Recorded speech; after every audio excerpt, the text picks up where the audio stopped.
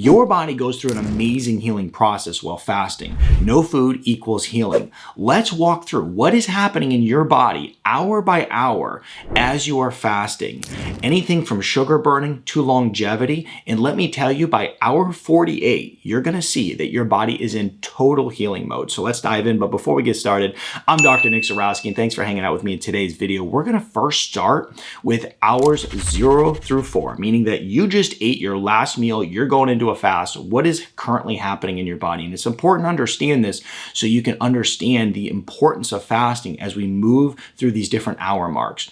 Well, at this point in time, after you have your last meal before starting your fast, your body is in digestion mode. It's absorbing the nutrients. Your insulin levels are elevated at this point, and your body is promoting glucose storage for both the muscles and the liver. Now, you're also going to find that most of your energy at this point is coming from glucose. For any of us who are eating 3 meals a day, this is typically the state that our body is in, and this is where the beauty of fasting comes in, because it totally flips the switch on how our metabolism is operating. Let's look at hours 4 through 12. 4 through 12 is where you're going to see the shift to glucose depletion in your body. Your blood sugar and your insulin is going to drop at this point. And remember, insulin is that fat blocking hormone. If you have high insulin levels in your body, you can't start burning fat for energy. So your body now is going to, as a result of this, tap into your liver glycogen for fuel. This is stored sugar in the liver, and now your body's tapping into it for fuel. It's like tapping into the reserves before things run out. And then you're going to typically feel slightly hungry during this time. And it's, a very normal response to your body. When you start to have your blood sugar drop and your insulin levels drop, hey, it's time to feed, right? However, because we're fasting, we're not doing that, which is really going to kick us to the next stage, looking at hours 12 through 16, and start thinking to yourself, this is typical intermittent fasting right here.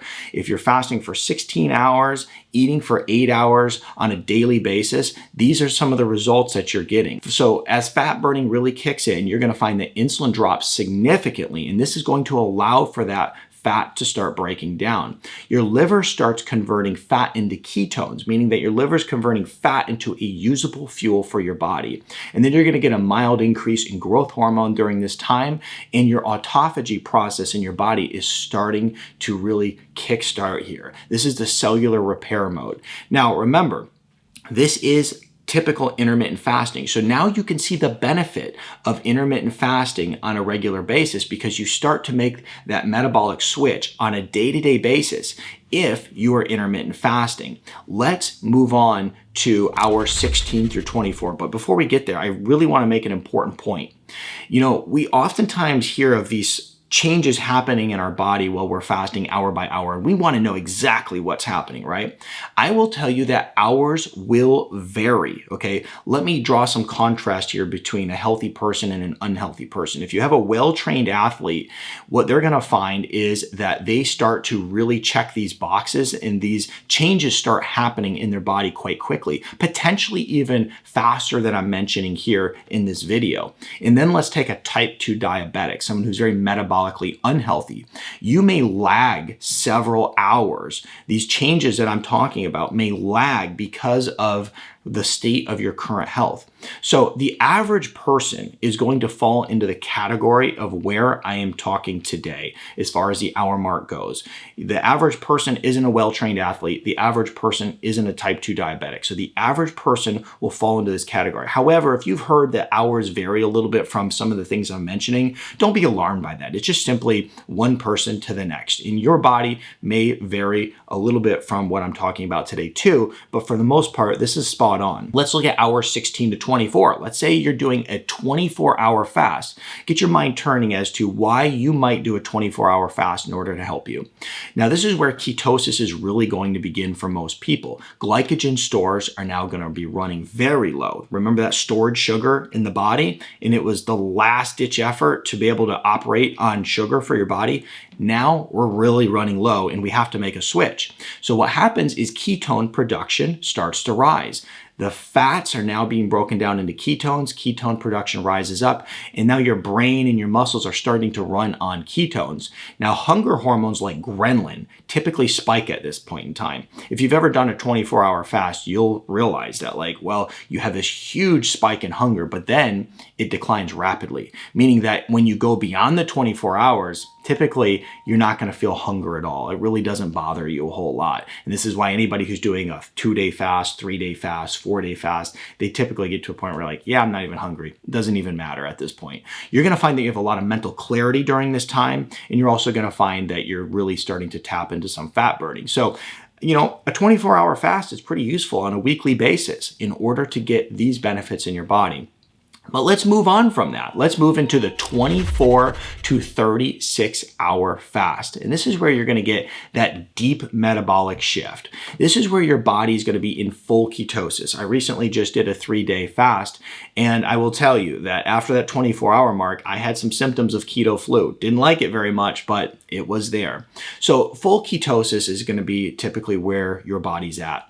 Autophagy is going to start ramping up. Autophagy is that process where your body's breaking down old damaged proteins, damaged cells, viruses, pathogens. It's breaking all of these things down in your body. And it's going to take the components of these parts that it's breaking down and make new healthy cells. This is why autophagy is so healing. You're also going to get a huge spike in growth hormone.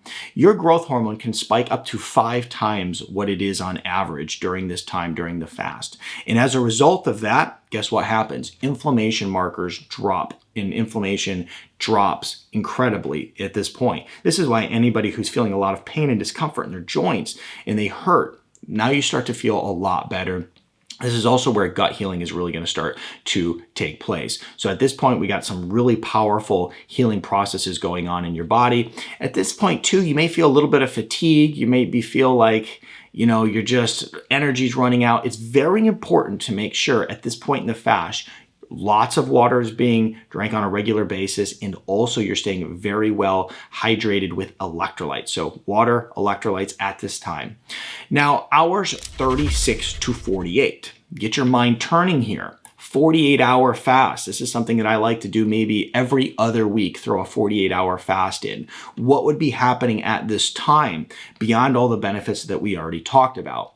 You're going to be in peak repair here. Your body's going to be in peak repair, and you're going to have deep fat burning going on. Fat will become your primary fuel at this point. Insulin will be at its lowest point, and stem cell activation will begin in the gut lining. This is going to be very healing towards your gut.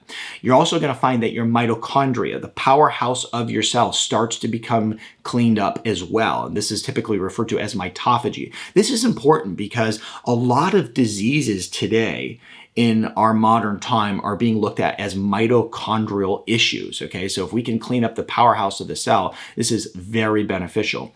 Many people at this point are gonna feel like they're calm, they're gonna feel that they have good brain energy, good mental clarity. And typically at this point, you're feeling pretty good. Hunger's declined, energy levels are back up. You're starting to feel good again.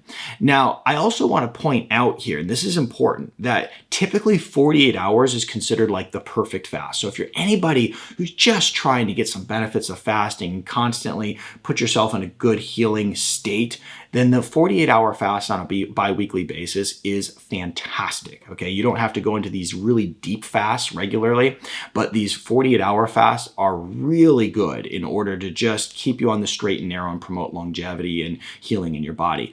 Let's move on from that to the 48-hour to 72-hour mark. Let's say you're going for that 3-day fast, okay? This is why you're gonna wanna do it. When you're going for that 3-day fast and you're between that 48-hour and 72-hour mark, this is where your immune system really starts to reboot. This is where somebody who's looking for some deeper healing, let's say that you have an autoimmune issue or something beyond that, this is why you would do these longer fasts. So your body starts breaking down the old immune cells, right? And this is happening through that same process called autophagy, which we already already talked about. You're going to have stem cells begin to generate new immune cells. This is really powerful. People are spending thousands and thousands of dollars on getting stem cell treatments. Hello, stem cells are going to start generating while you're fasting.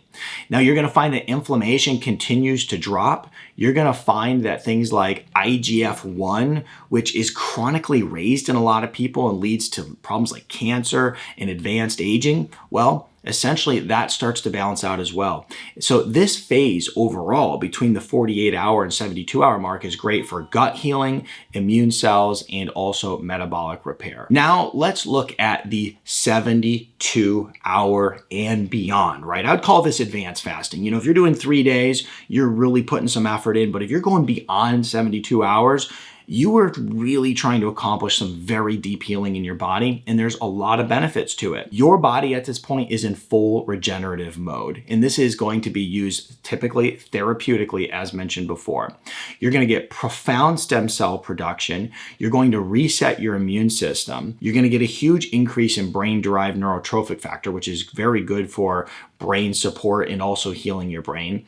And you're going to really start noticing the benefits of fasting really hit you hard. And that's good because many people need this deep healing. So though going beyond 72 hours isn't for most individuals, if you do, you're really going to see a lot of healing take place. You're really going to want to hit that 4-day mark in fasting if you're trying to get some deep healing to occur in your body. So typically when I do fasting, I do 3 days, but 4 days is going to be that therapeutic mark. That's what I consider that to be. So now you can see where throughout these time frames, you're going to get all these different benefits, and you can determine what type of fast that you want to do based on the hour mark in which you are hitting.